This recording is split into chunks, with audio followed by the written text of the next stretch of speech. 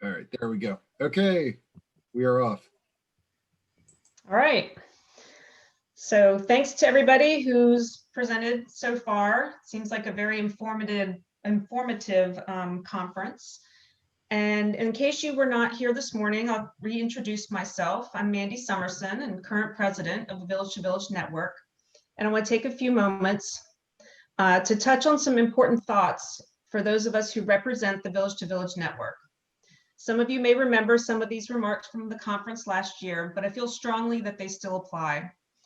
And I know I am preaching to the choir since you all are taking part in this virtual conference, supporting your villages and the network. However, there's a universal message that we all need reminders about that helps describe the village movement. What is this idea we call the village movement? It is the growth of more and more villages, developing and opening in locations all over the country and even the world. Not only the opening of villages, but cooperation among villages and partnerships with other organizations to build on the concept of aging in community. Villages continue to position themselves as a major support of aging in America and even the world. We, the Village to Village Network, represent and advocate on behalf of the village movement. We provide resources to help with village creation, operation, and growth. We like to say we act as a village commons to support peer-to-peer connections and cooperation among villages. We are the central point of access for those seeking information about villages. We feel strongly that the village movement will continue to grow stronger and stronger if we stand together by sharing resources and knowledge. Villages do not have to recreate the wheel whenever they are faced with challenges. Network members can always contact their peers when in need, knowing that another village probably experienced the same challenges and can offer guidance. And what is our goal as a village movement? We want villages to form, not necessarily to make a profit, but to help older adults in their communities. During my presidency, I have seen positive growth and changes as well as many challenges. Just as with all young nonprofit organizations, we have faced those challenges. I am sure many of you can relate. We have struggled to be known nationally and find funding for this fantastic model. I believe we are now making headway. We continue to advocate on behalf of all of our villages and search for funding for both the network and pass along those opportunities applicable to our village membership. During my tenure, we have listened to you and made changes to our membership structure. We have added opportunity memberships for those developing villages and created a more affordable category for those villages with budgets under $25,000 and total memberships under 100 people. We have enhanced our connection with our member villages with our newsletter and our Village Buzz that you receive every other week. We have increased our webinar offerings, including implementing a new member webinar monthly.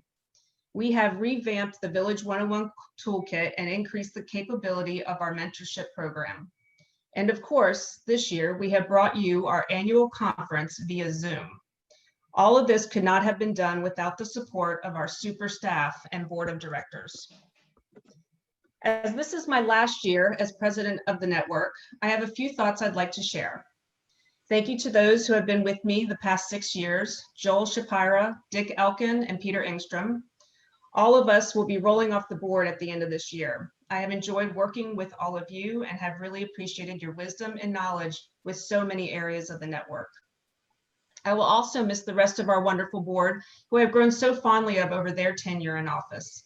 Carol Paquette, Peggy Simpson, Eddie Rivas, Emily Miller, Pazit Aviv, Peter Fitzgerald, Wendy Zinker, and Hillary Lenz. I will absolutely miss working with all of you as board members, but I look forward to staying in touch with each and every one of you for years to come. You all will do great things for the network, I know it. A quote I'd like to share with you by Margaret Mead: "Never doubt that a small group of thoughtful, committed citizens can change the world. Indeed, it's the only thing that ever has."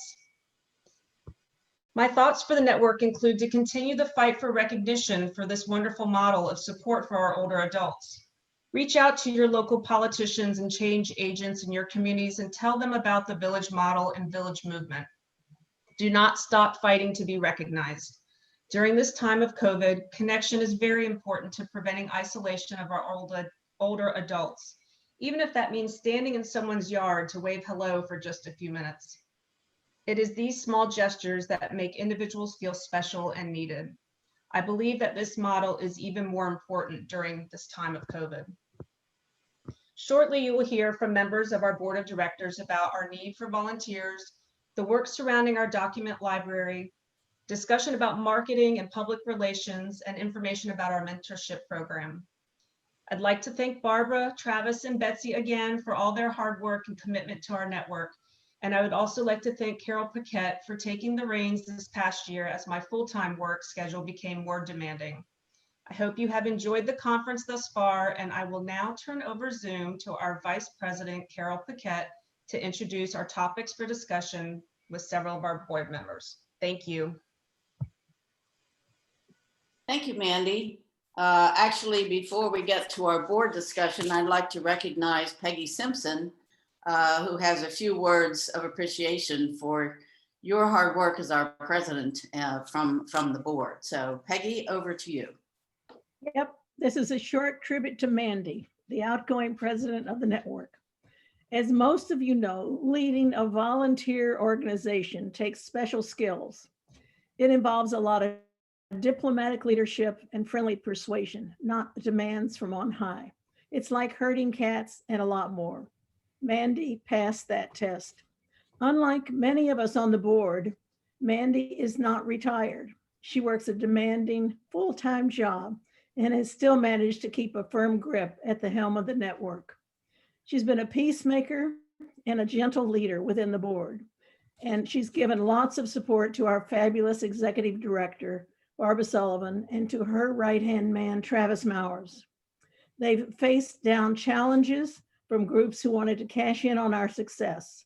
And they've created an inclusive atmosphere with partners who want to work with us. Mandy has also expanded the network's reach within national aging groups. She's made us more visible within those circles. She's also pushed to increase the network's ability to support the needs of individual villagers. That never stops. And to use the skills of village leaders.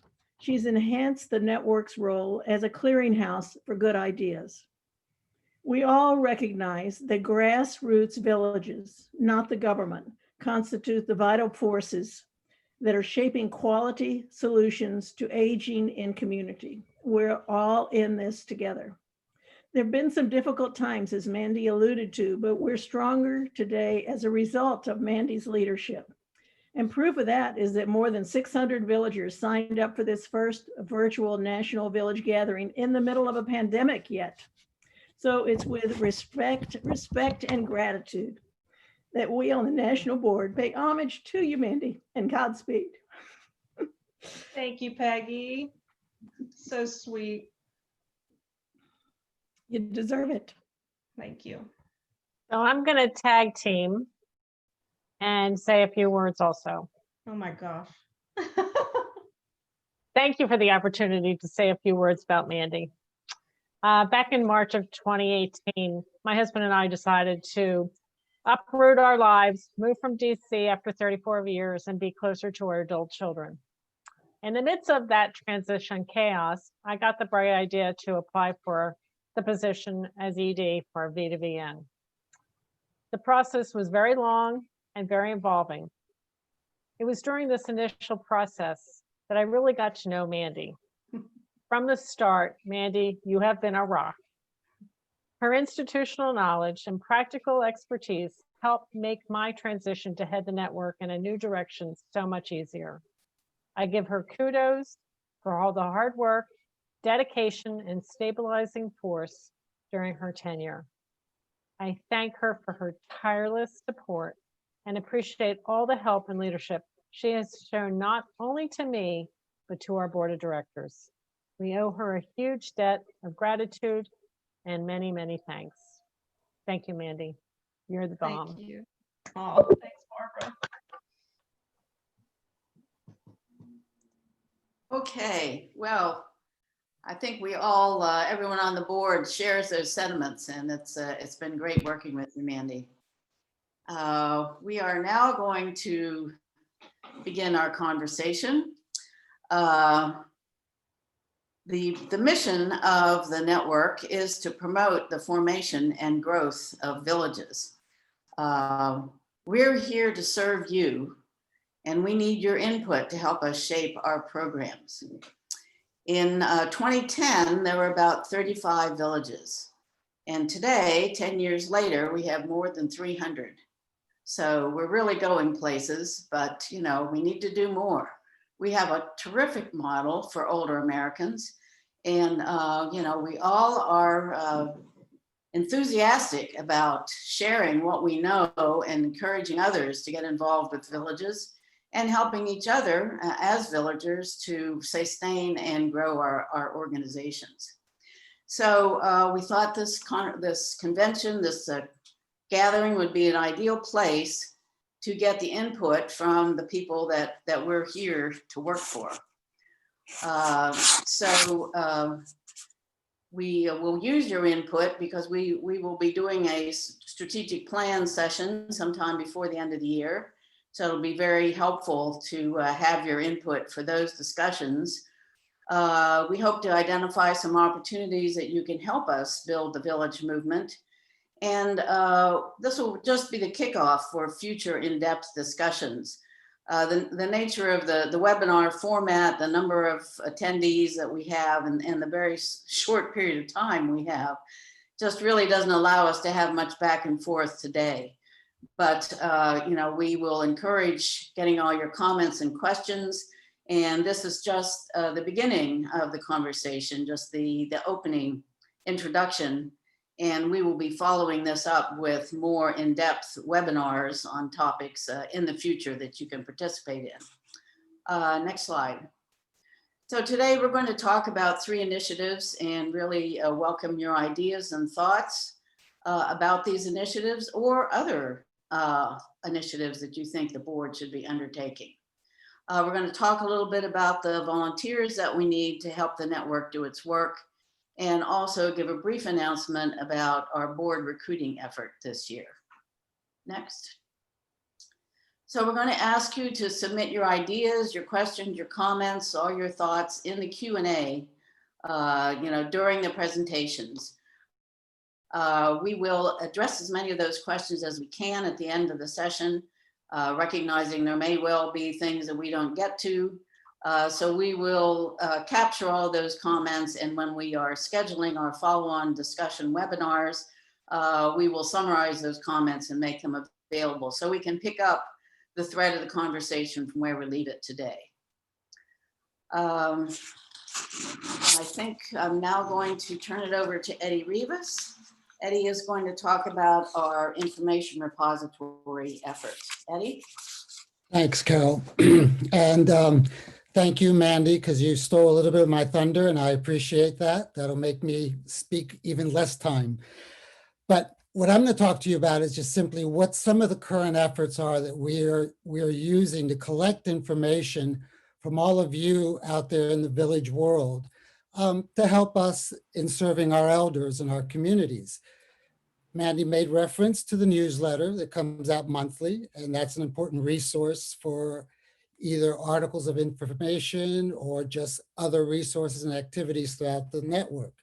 We also have webinars, monthly webinars, where we have experts and members of VTV coming and talking about topics, relevant topics. For instance, some of the recent ones were just in dealing with dementia during the COVID pandemic, or talking about how to address the needs of the frail elders.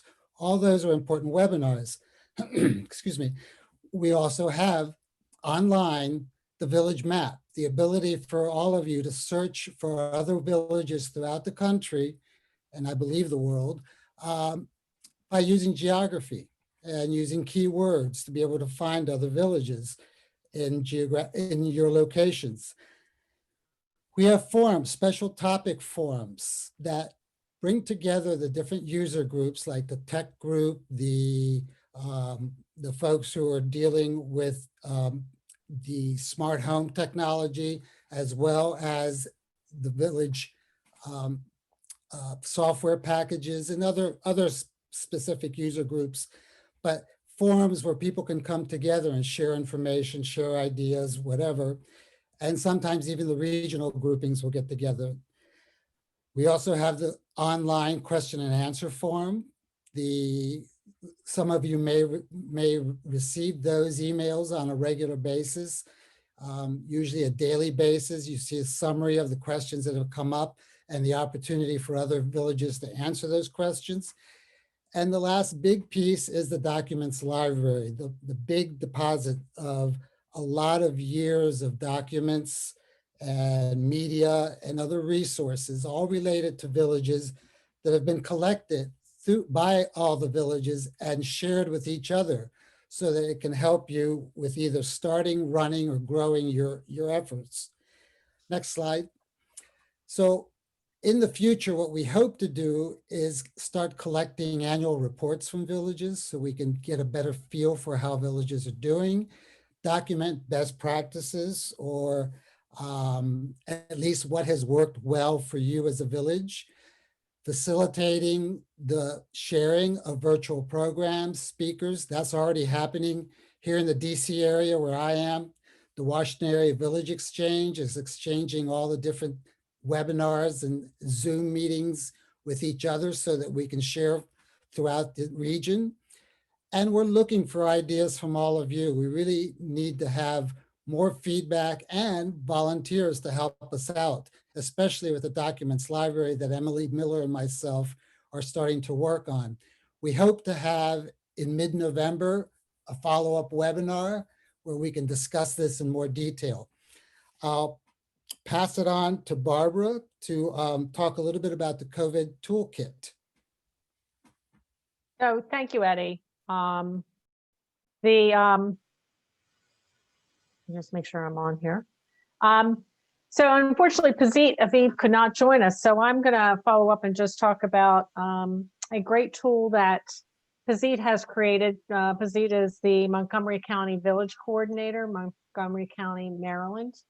And I'm posting right now in the chat a link to the form that you can do it. But I think this is a great opportunity. It takes about 5 minutes to complete.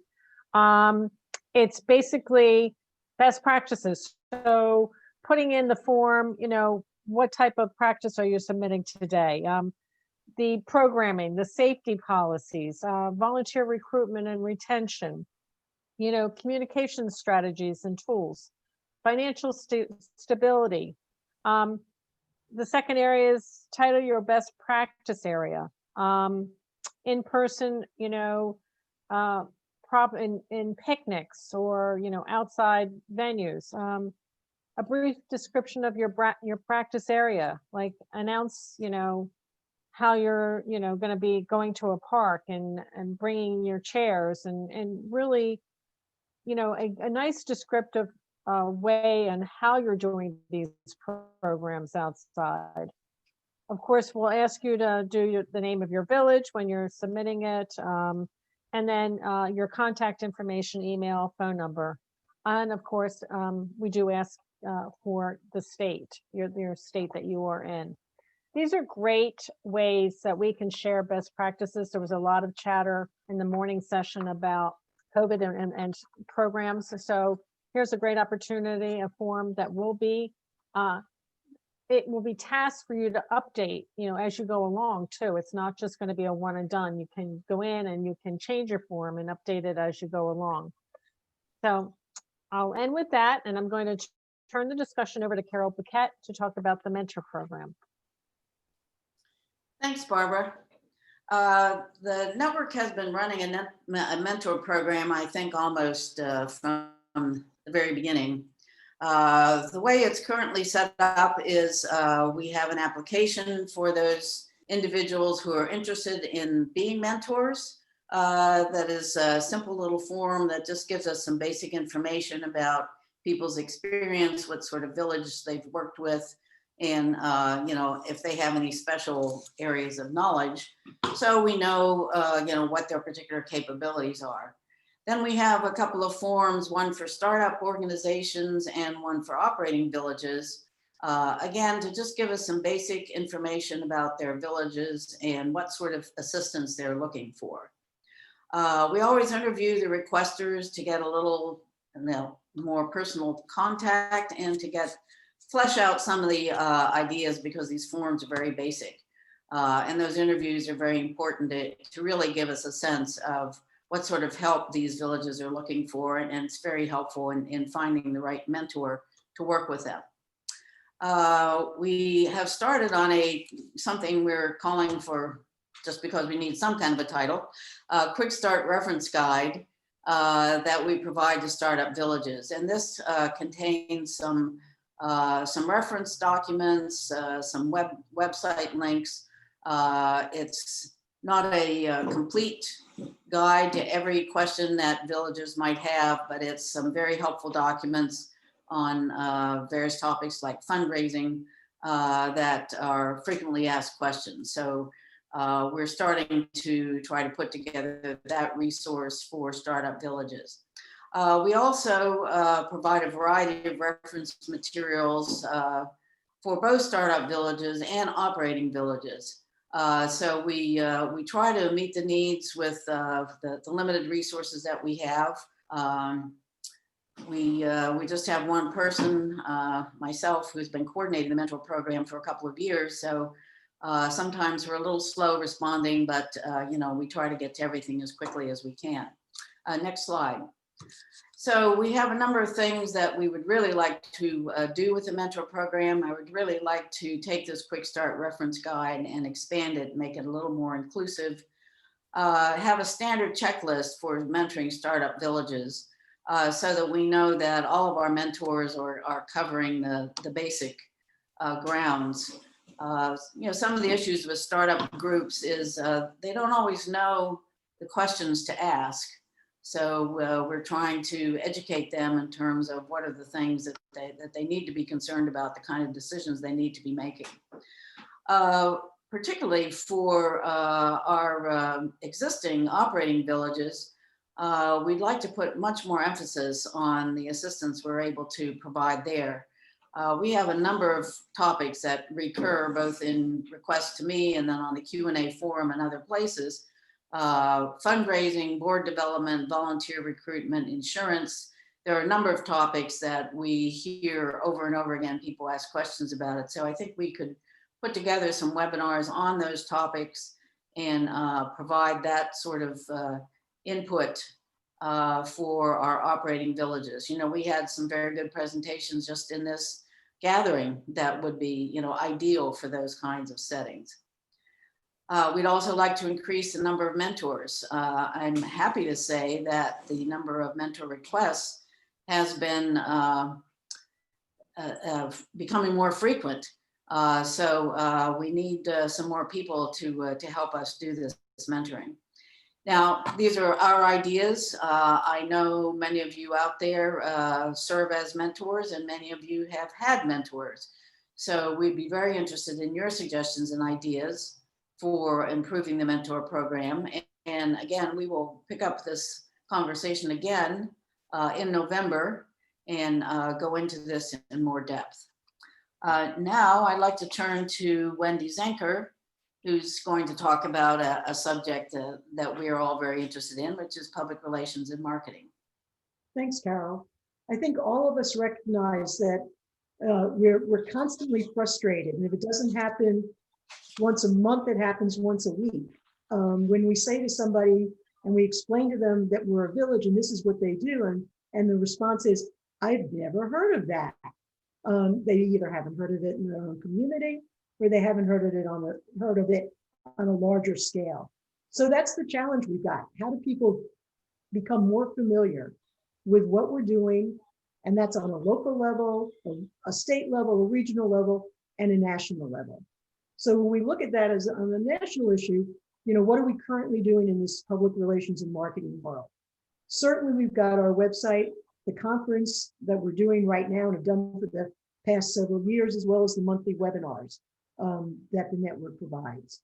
We need to make sure that we're keeping village information on the V2V network website accurate and current.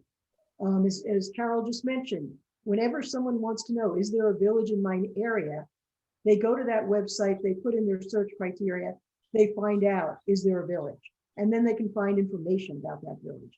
So we really ask you, when you renew your membership or you join, please make sure that you're keeping the information about your village as up to date as possible.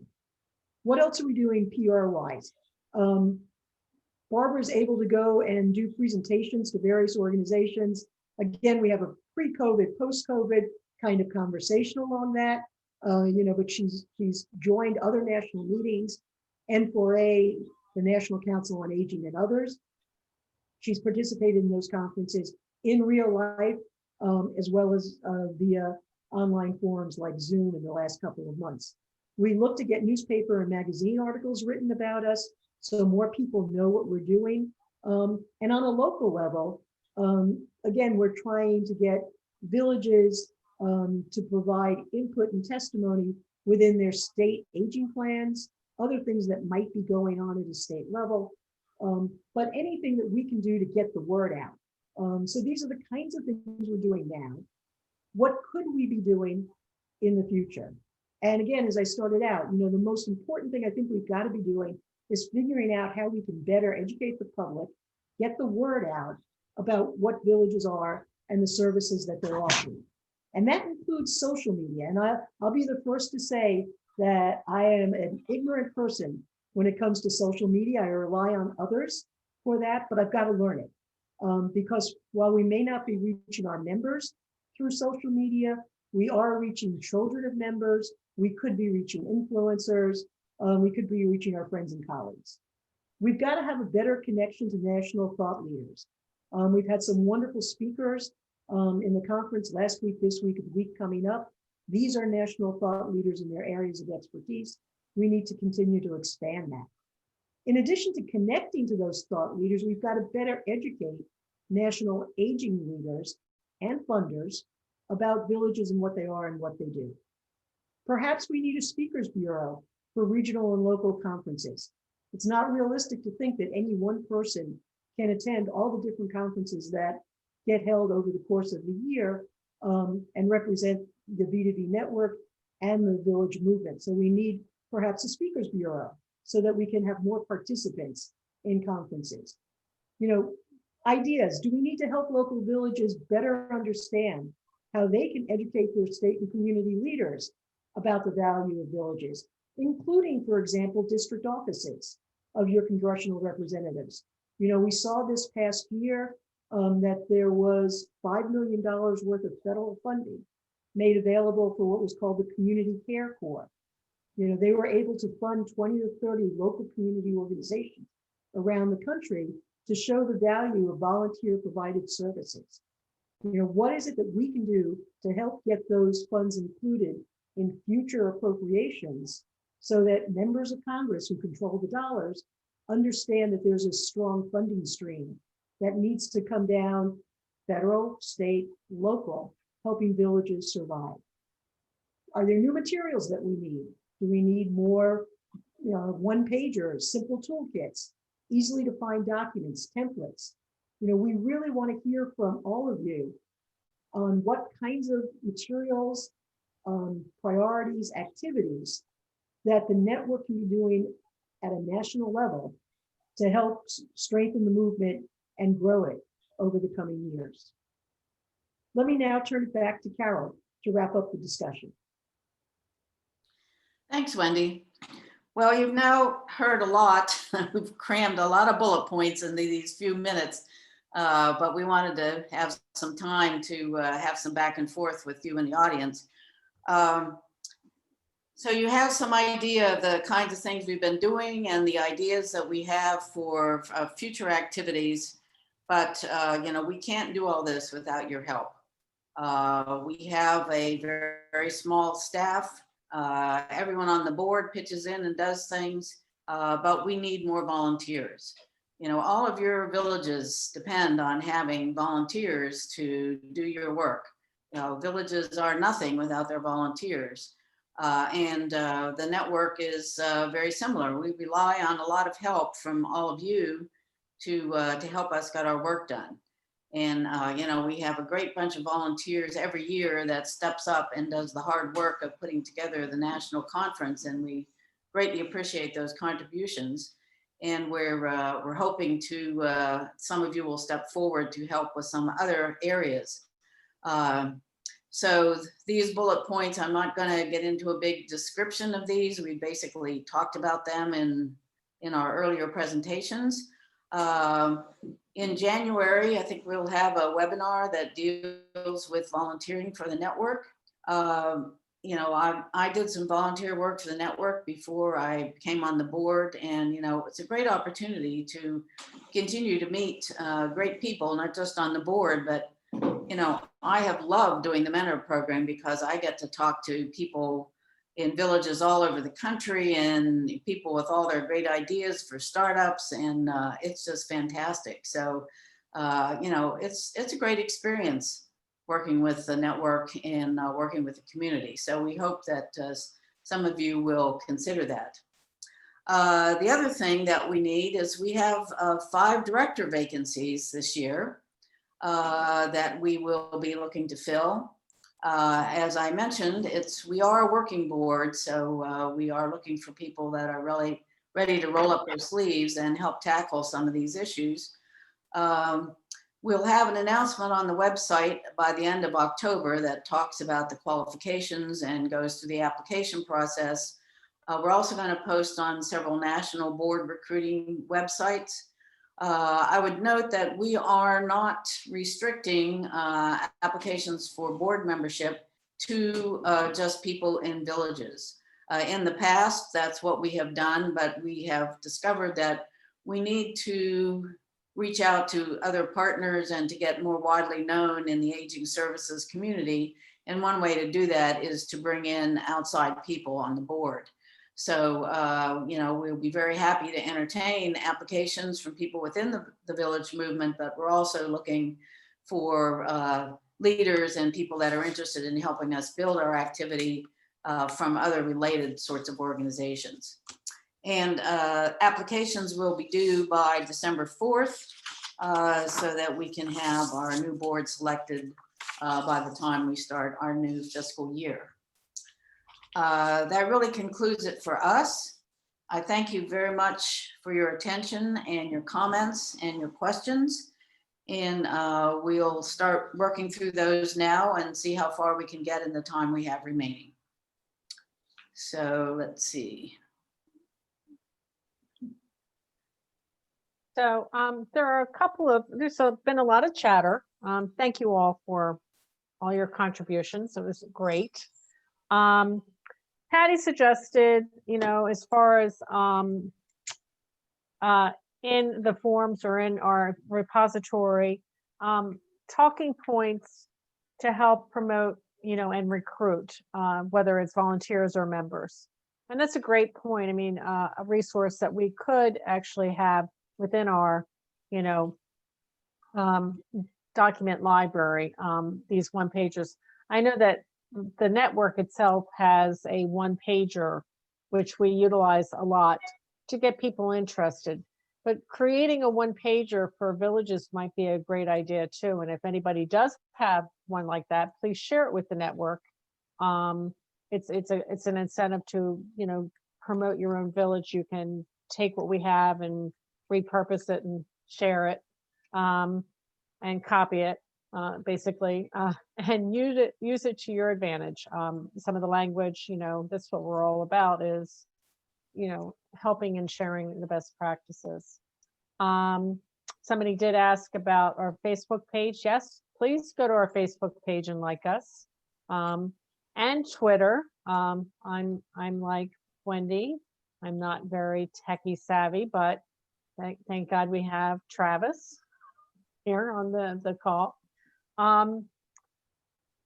Another suggestion was from Susan. It was for board training webinars, which I think is a fabulous idea. We just had a little taste today from Betsy France about how to work with our boards and talking points as far as fundraising. But having a webinar would be a great idea as far as the network. We'd be happy to host something like that. Eddie, I think we settled on November 17th, correct? As a follow-up. So we'll mark that down in the calendar. We also will have a follow-up with GoGo Grandparent at the end of the month. He's going to have a dedicated webinar just for the transportation component, which a lot of people were interested in. And, you know, he knew he had 10 minutes, but wanted to take an hour.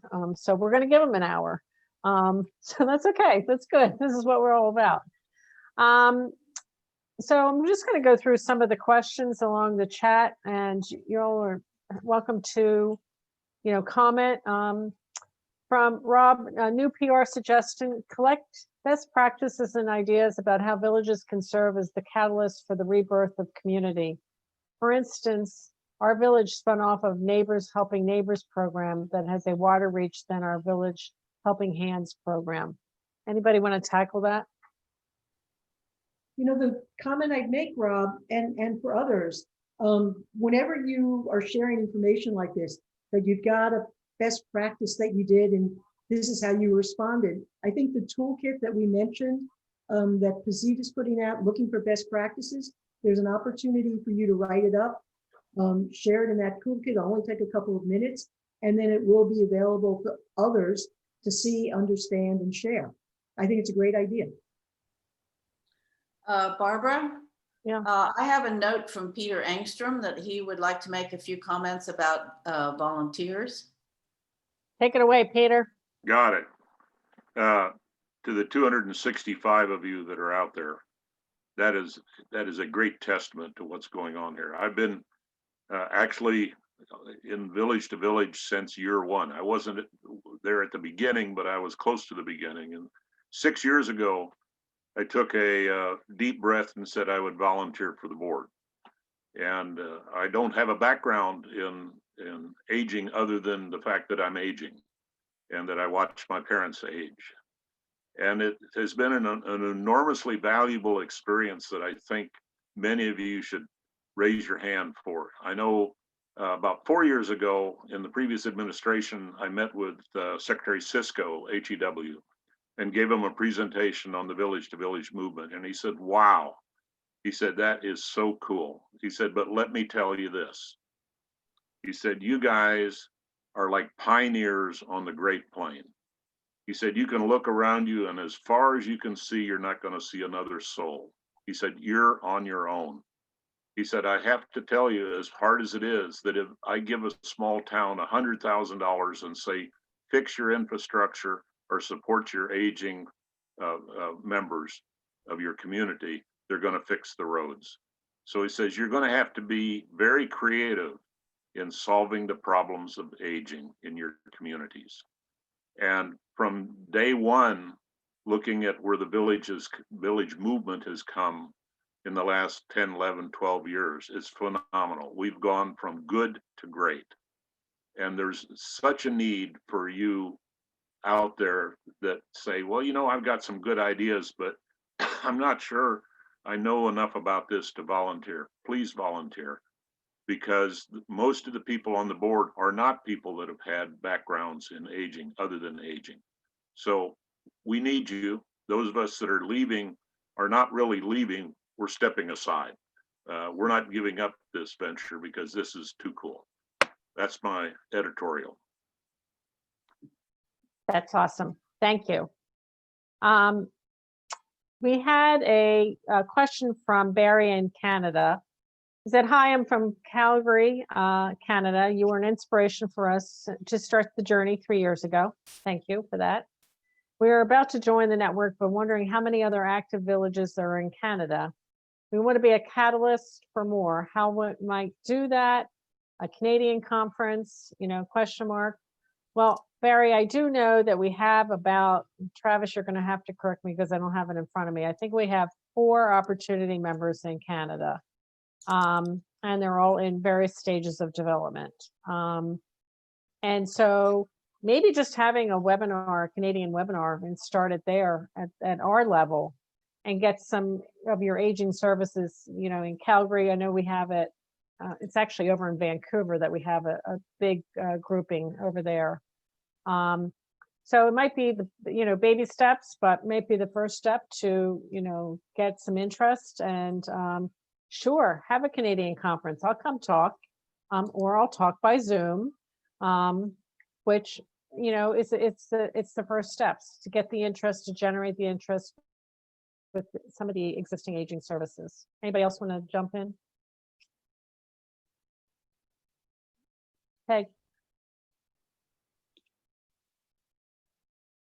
Peggy, did you want to? I think that one of the truisms about forming villages is that it's the growth we've had for the past 10 years, 12 years is really word of mouth. And so one of the things that everybody can do is to talk it up with, if you have relatives, who aren't where you are, or you have friends in other towns that you think would benefit from a village, talk it up, and Barb will send you information about it, or will come out and speak, because we're mostly on West Coast and East Coast and not that many in the innards. We're getting there, but not that fast. And that's because we don't have that infrastructure to spread that word of mouth, the human infrastructure to spread the word of mouth. So that's another, I'm an enthusiast also, I'll always do that. But I went back to my hometown of San Antonio a couple years ago, and people were willing to talk about it, were enthusiastic about talking about it, but they didn't know how to do the first thing. And San Antonio is a very decentralized, huge landmass of a city, but without real it doesn't have that many neighborhoods that are defined neighborhoods. So villages usually are in a defined neighborhood rather than citywide. So talking it up and getting a core group of people who can then have in-house meetings, bring in Barbara or bring in people who will tell you what it's about, and go from there. There's a new village on this call that's from Sarasota. I mean, is it Sarasota in Florida? Yep. And a DuPont Circle villager is decided she wanted to do a village in Sarasota. And so she got together with some other people and they're doing it, damn it. And they have a core group of people and they have a foundation working with them and they're all excited. And, that's what it takes. You educate yourself as you ask for information and then you can give information.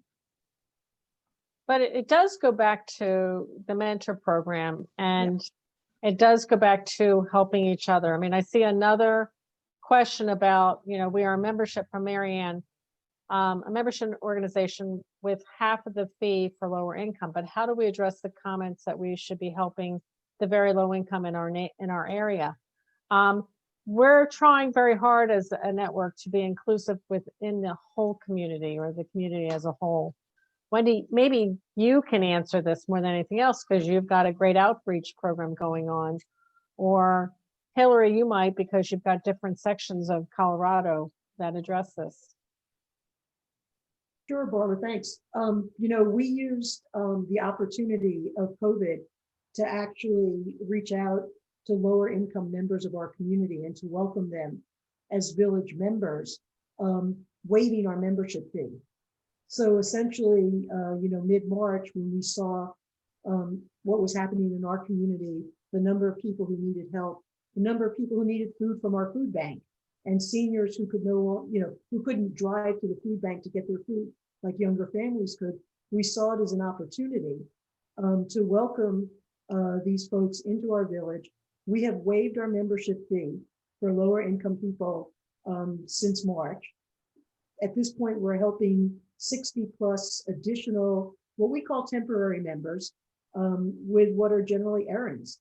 And we're looking to maintain those folks as members this whole year through December. And we're fundraising so that we can continue to support them through our financial aid fund in 2021. So it's been a wonderful opportunity for us to do something that we otherwise wanted to do. And we're looking for the vehicles to do it. As some people sometimes say, there's a small silver lining in COVID, which has helped us to reach out to this community. I want to say something to Evie Horton. Did you just line this up? This is like a softball to Barbara Sullivan. I'm a new hire, and we are an opportunity. Does B2B lobby to restore what we in the U.S. Had the permanent U.S. Select Committee on Aging? Well, and that went away in 1994 because my father was the last chairman on the Select Committee on Aging. So we have diligently every year been writing Nancy Pelosi to put that back into place, and hopefully in the new Congress coming in, because the Senate has it, Eddie and I are all over it. We are pounding away, and that's our other role at B2B, is to do that advocacy role, to get our foot in the door on Capitol Hill, and to advocate for the aging, older Americans. So thank you for that. Just thought I'd plug that in. One of the conference sponsors, Home Instead Senior Care, sorry, wrong. Let me look down here. Barb, while you're looking at that, I want to say something to our Canadian colleagues that asked the question. Over the years, we've had Australian at our national meetings. We've had Australians, we've had Germans, we've had New Zealanders, and Canadians. I know at one point our Canadian colleagues were a little, the politics between the countries got a little tight, but I think it's very, very important if you guys stay real close with us, mine everything that we're doing, crank it up in Canada, because other countries are looking at this very, very hard too. They've got the same issues that we've got. Sometimes it's a little harder for them to break in because of either language difficulties or political difficulties, but with you guys leading the way, the movement could easily move internationally in a much bigger way than it has. So please stay close to us, communicate with us, mine everything that we've got. We'll happily give it to you, and rock and roll. I have a great question for everyone, and it's on the minds of a lot of people. Somebody, Broughton Neighbors in Massachusetts, they have a near-term question. The pandemic has eliminated our ability to provide rides historically. Our board has been very creative in arranging and conducting, socially distancing outdoor activity through the fall. However, with pandemic restrictions, what thoughts might the board have on engaging members during the long, cold winter in New England? Good question. I think that's a great question to toss out to the Q&A forum. Yeah. We could have ideas from the entire, everyone in the village community is at least, the more northern locations are dealing with this issue. I think, it's a question we have here in Arlington, Virginia. What are we going to do when the weather gets cold and we can't be outside? Or Carol, one of the things I'd mentioned, it's the simple answer, and I think we'd all sit there and say, yes, of course. I mean, we're all doing more Zoom meetings, more Zoom presentations, more Zoom coffee and conversations. But what we've also started doing here in the Washington, D.C. area is villages are sharing their speaker lists with each other. So I, for example, in Arlington, am not necessarily having to come up with, really great speakers all the time, every month, every week. I've got other villages in Montgomery, in Maryland, in DC, who have great speakers, and they've opened up their enrollment opportunities to members in other villages. So we've got people joining a DC village in a Zoom call, joining a Maryland village with a Zoom speaker. So that sharing of resources between villages, it's possible now because of Zoom and other online platforms, I think is something for all of us to keep in mind. Yeah, one of the other areas that the villages, and I haven't even raised this with the board yet. I'm on another group that is called Feeding America, and we're looking at, during the COVID, getting food into the deserts inside the main cities. I know Hillary, you're shaking your hand because you talked about that a little bit. but lots of community assets can be used without threat to you. Village members can take food from pantries and deliver it to central locations inside the food deserts without contact with individuals. And that's a tremendous way to get recognition, because the people that are in these food deserts cannot get to the food pantries now. And it's become a very, very, very brutal problem. And as the weather changes, it's going to get even worse. But I would recommend to all the villages out there to look at using your transportation resources that you use to move people, to not move people, but move food.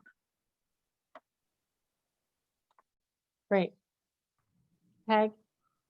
One of the things I think that DuPont Circle Village has done is to recycle and update some of the activities that they've been doing. We used to do a Sunday soup salon that's morphed into a TED Talk. So the people hosting the Sunday soup salon host 2 different 20-minute TED Talks. People chime in by Zoom, and those are really interesting. You don't have to, they are moderating it to some extent, but the TED Talks sort of talk themselves.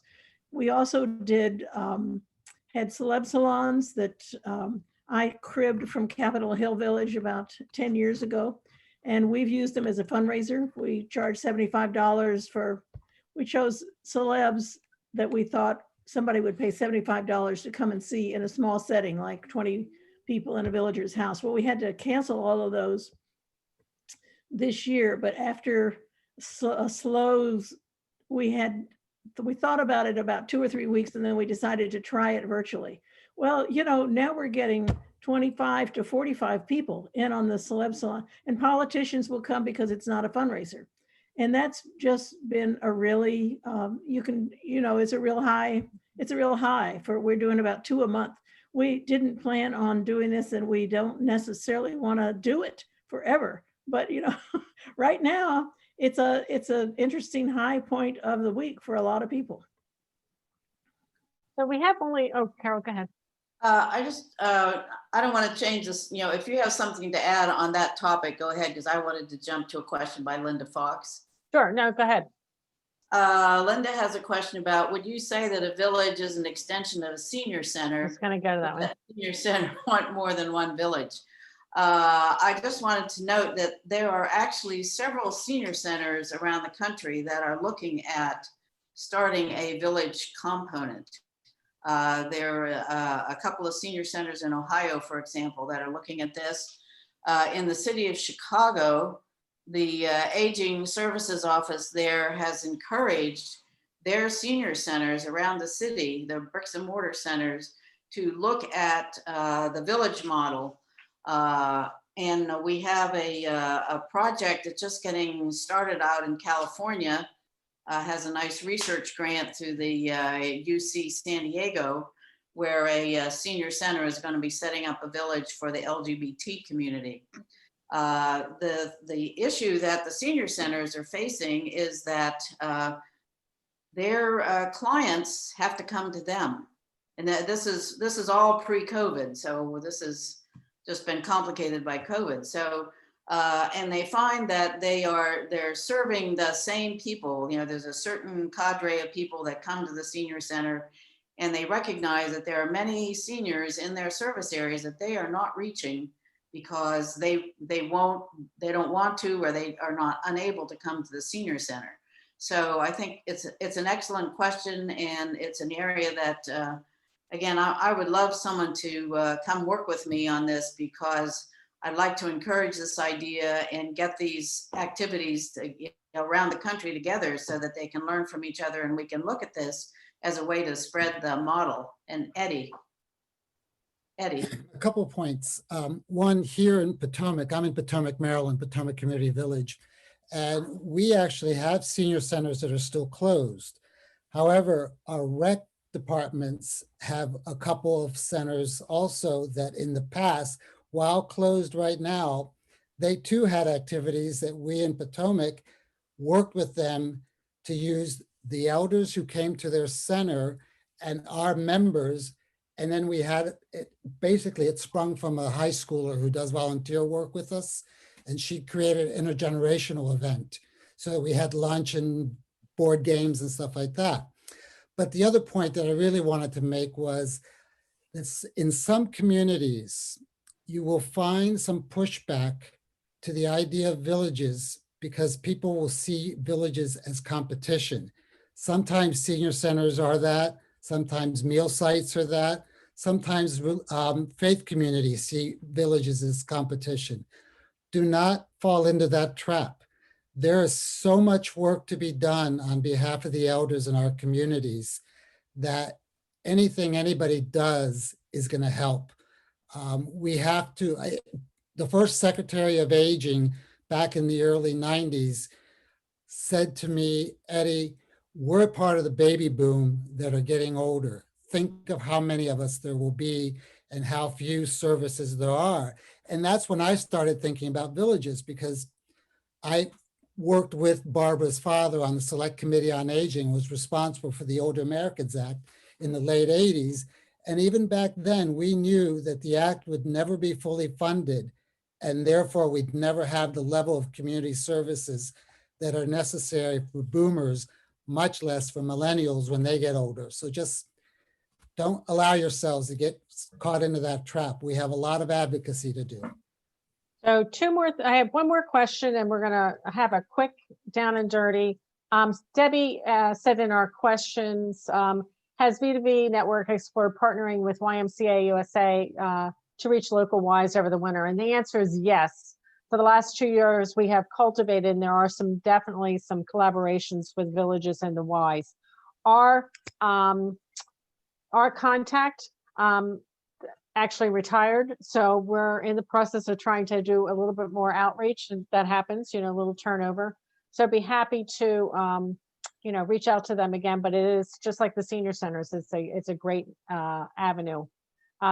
Carol, the Washington State, the Passion Center, gotten funding to create virtual villages on our island committee. I'm happy to share it with you. And I'll get you the email to her. Okay, that's Evie. Last but not least, I want to ask our network members to just type in a brief, just one sentence, what you'd like to see the network do. Just throw it in there, throw it in the chat, just say whatever, what we can do to help you.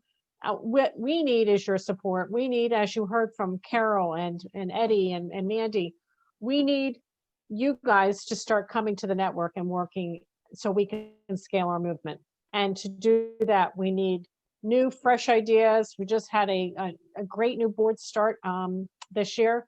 We have some people that are retiring and going off the board. We're sad to say, Joel, Peter, Dick, Mandy, their terms are up, but you know what? We're not done. Our work is not done. So step up. Let's do it. Let's make this not 350 villages. Let's make it 700 this year. Let's make it 1,500 in 2022. Let's do this together. Any other thoughts?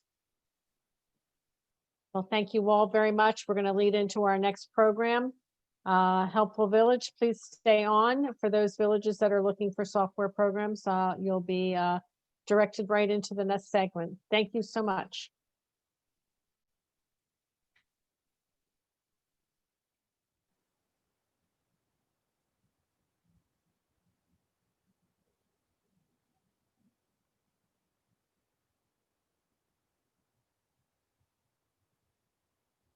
Manuel's right on top of it here. Almost. I hope everyone can hear me. We're good, Steve, to go? Yeah, let me get everybody off the screen here. And